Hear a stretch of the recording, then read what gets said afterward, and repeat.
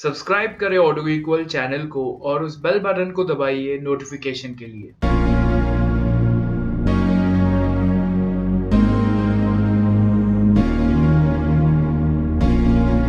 Hello guys, welcome to Auto Geek World. I'm your host Surjo. Well, I got a very big bike with me that is called the Royal Enfield Interceptor. Now this is the Bs6 version, so we're gonna review it. So let's start.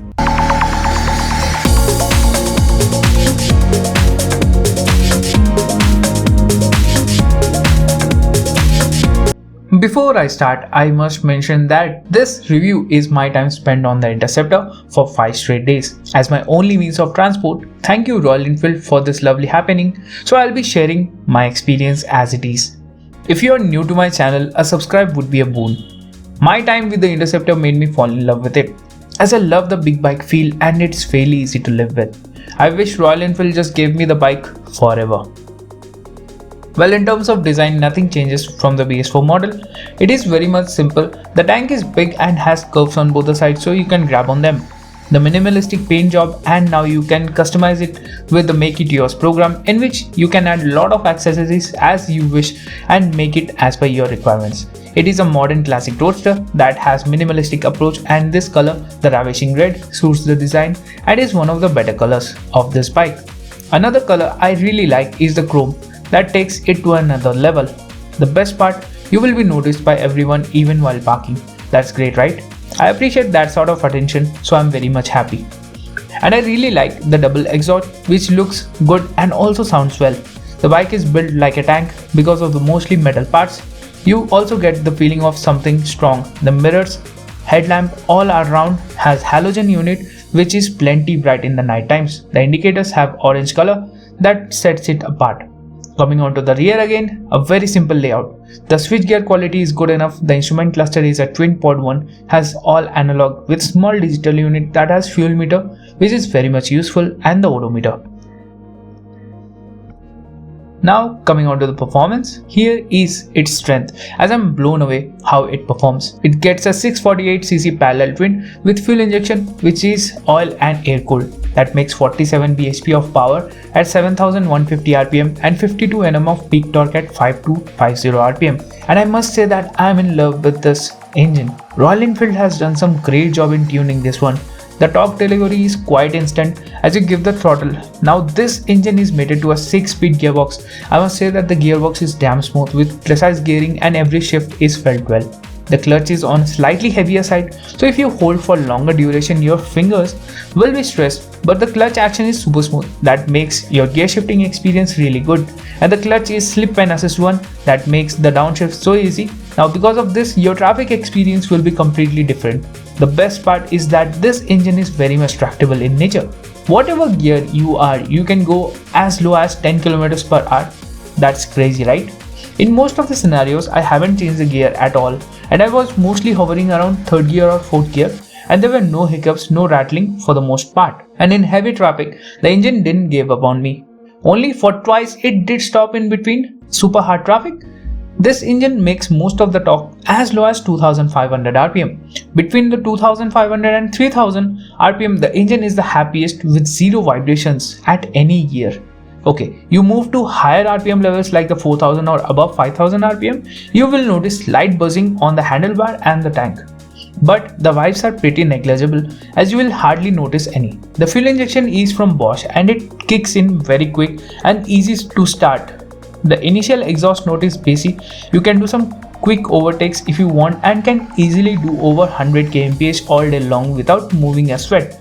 With this engine, you will be able to conquer both the traffic and the long stretches. Let's talk about the heating. Yes, this engine does heat up.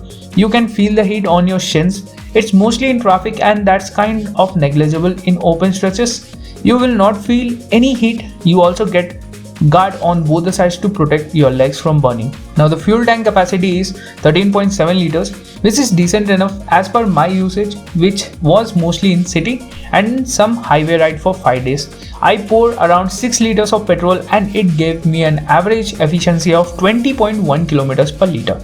You can expect more on highway, but in the city traffic you can expect this efficiency. For full tank you can get more than 260 kilometers of range. Now let's talk about the handling. The bike is a decent handler and weighs 202 kilos without the fuel. And you will feel the weight in the slow moving traffic. But when you're at some speed, you will not feel the weight if only when you're taking the U-turns. Then you will feel it front heavy, and if you are at decent speeds like above 60 kmph, you can do some cornering stuff and the bike does bend over easily, giving you the confidence to do so. The handlebar is wide enough so it will be easy to move in and out of traffic and do some overtaking stuff. The bike handles pretty good despite the weight. Now the seating position is upright with slight lean forward. The foot peg position is center set, so you'll sit very comfortably. But there is a catch. Because of the foot peg's center set position, you will hit your shins again and again, which can be very much annoying as you will have to keep your legs down for dragging the bike or for taking U-turns, or just in slow moving traffic or in a parking space. If the foot pegs are slightly rear set, it would be great. Now coming onto the seat, with a height of 804 mm, it is quite reachable for most of the people. I'm 5'11", I'm very much comfortable as both of my legs touch down completely. Even if you are 5'6", still you will be able to manage this bike, but not less than that because of the weight. But the seat is narrow and on long highway ride, it's going to be a problem as it will hurt you if you be on saddle for more than an hour. And even for the pillion, the seat is not adequate as it is raised at the back and the pillion footrest is on higher side. Well, the comments are straight from my father, who was my pillion. If you change the seat, long rides can be really fun. Now let's talk about the suspension setup. The bike gets a 41 mm telescopic forks and 5-step preload adjustable rear shocks. Now these are tuned to be slightly on the stiffer side. Small holes or some bad roads can be dealt easily, but bigger bumps and potholes will be a bit uncomfortable for you. Although the ground clearance is good enough at 174 mm, which means you can pass over big speed breakers easily without any hassle and also with the pillion on. With the suspension, you can expect some great stability on the highways and also the weight of the bike helping you to stick to the tarmac at higher speeds. With the 18 inches spoked wheels, which looks classy, have cast aluminum rims, gets a 100 section and 130 section tires front and rear. Both are Pirelli's Phantom Sportcom. The tires have good grip on well roads. Even in the bad road, it did perform well. But in few places, it did lost its grip, places where there are sand particles. Except for that, I haven't noticed any problems with this tire. You can do some cornering in the twisties with the setup. Now let's talk about the stopping power. The brakes are excellent, gets a 320 mm disc at front and a 240 mm at rear, gets bi-brake calipers and has Bosch dual channel ABS. The brakes have good amount of bite, especially the front brake. With just a pull of the lever, you get instant response. The ABS kicks in a bit later but gets its job done. Even with the pillion on, the brakes have plenty bite with pillion diving a bit forward from like 80 kmph to 20 kmph. It just took 2.5 seconds. That's quite decent. The brakes have really impressed me a lot. Now let's talk about the pros and cons. The first pro is that the bike has spectacular engine. You are surely not missing anything. You get crisper throttle response with excellent tractability that you will appreciate when you will be in traffic and super torque response in the highways. Second pro is that you get slip and assist clutch that works flawlessly and a 6-speed gearbox that gives you a great response. The third pro is the seating position that is upright, which means you will not be tired even after long rides. With wider handlebar, it is very easy to flex the bike in traffic. Now let's talk about the cons. The first con is the seat. Because of the narrow seat, it will hurt you if you drive for more than an hour and also not that good for the pillion. Now you have an option for getting a desired seat with a make it your program. The second con is the foot peg placement. The foot pegs are for the rider are placed awkwardly in a sense that every time you set your feet down or want to drag the bike backwards while sitting, you are going to hit your shins against the foot peg. Finally, the verdict.